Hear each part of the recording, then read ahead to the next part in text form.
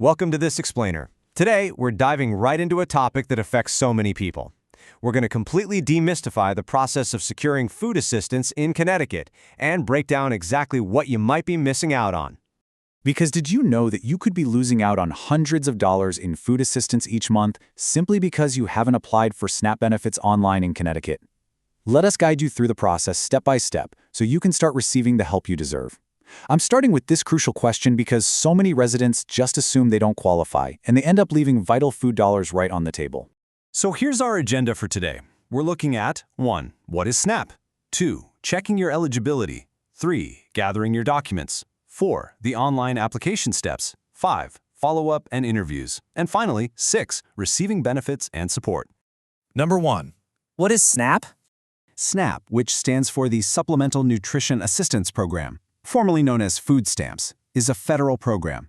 But it's managed right here at home by the Connecticut Department of Social Services, or DSS. Basically, it provides eligible individuals and families with monthly funds loaded directly onto an electronic EBT card to buy healthy, nutritious food. The whole idea here is to free up your budget for other pressing needs. You know, things like utilities, rent, and medical care. And this program is incredibly flexible. These funds act just like a standard prepaid debit card, and you can use them almost anywhere you buy groceries. We're talking supermarkets, convenience stores, even for online purchases right on Amazon. Plus, you can use your benefits at Connecticut farmers markets. And get this, special programs there sometimes match your spending, literally giving you $2 for every $1 you spend. You can buy fresh produce, meat, dairy, and even seeds if you want to grow your own food. Okay, moving on to Section 2. Checking your eligibility. So Connecticut actually uses broad-based categorical eligibility. All that really means is they use a pretty generous 200% of the federal poverty level for their gross income limit. To put that into perspective, a single person can make up to $2,609 a month, and a family of 4 can make up to $5,359 a month before taxes and still apply. Now here's where a lot of people trip up. A ton of folks think they make too much money to qualify because they only look at their gross income. It is absolutely vital to understand the difference between gross and net income here. Gross is what you earn before any deductions, but net is what's left over after allowable deductions like rent, childcare, and utilities are subtracted out. And since we all know housing and utility costs in Connecticut are super high, those create massive deductions that often help working families qualify based on their much lower net income. And we have to highlight this incredible exception. If your household includes someone who is 60 or older, or someone receiving disability benefits, you are totally exempt from that standard gross income test.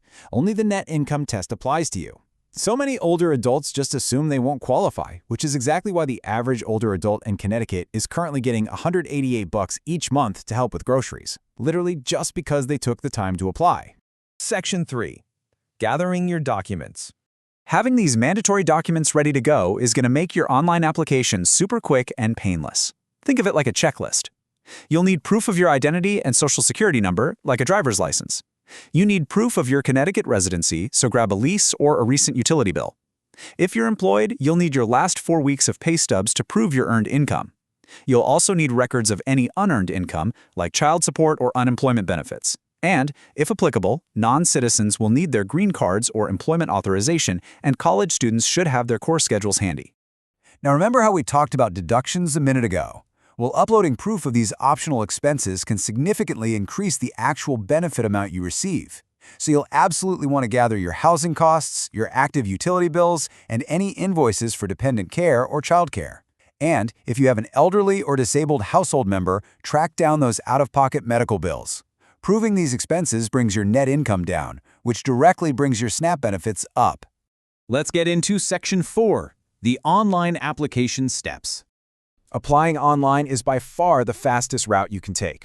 The whole online portal process is incredibly straightforward and usually only takes about 30 to 60 minutes from start to finish. Step 1, just visit the Connect portal at www.connect.ct.gov and select Create a My Account to set up a secure username and password. Step 2, fill out the electronic application, answering some basic questions about your household and income. And Step 3, upload those verification documents we just gathered directly into the digital portal. And hey, no scanner? No problem. I absolutely love this feature because it completely removes that technical barrier. Literally, if you can take a picture on your smartphone, you can submit your paperwork. You just snap a clear photo of your pay stub or your utility bill and upload it directly from your mobile device through the My DSS app or the Connect portal. Super easy. Section 5. Follow-up and interviews.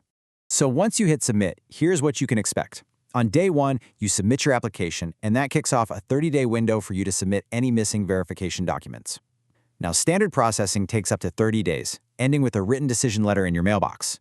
But if you have an urgent need for food, maybe you have very low income, or you're currently unhoused, you might actually qualify for expedited processing. In that case, the deadline is just 7 days to get a decision and get your benefits. You should also expect a phone call. This is super important. Keep an eye on your phone and definitely answer those unknown numbers, because completing a simple phone interview with a DSS eligibility worker is a mandatory step before your application can be officially approved. And don't worry, a friend, family member, or advocate can even join you on the call as an authorized representative if you need a little extra support. Finally, Section 6, Receiving Benefits and Support. The best part? Getting paid. Once you're approved, your physical EBT card will arrive in the mail, and your first month's funds will already be loaded and ready to spend. Going forward from there, your monthly SNAP benefits will automatically reload over the first 8 days of every single month. Now, if you ever feel stuck, if you're overwhelmed by the paperwork, or even if your application gets denied and you want to appeal, you are not alone in this. There are incredible resources and helplines standing by to advocate for you completely for free. You can call the DSS Benefits Center directly at 1-855-626-6632. You can reach out to community partners like Connecticut Food Share for bilingual assistance, or at the End Hunger Connecticut Call Center. There is even a dedicated My Account IT support line if you accidentally lock yourself out of the online portal. So here's a thought for you. If applying online takes less than an hour, what is stopping you from checking your eligibility today and claiming the food assistance you deserve? When you realize that a quick 30 to 60-minute online form could literally lead to thousands of dollars in groceries over the course of a year, it really shifts how you view the value of applying, doesn't it? Just before we wrap up, please keep this important disclaimer in mind.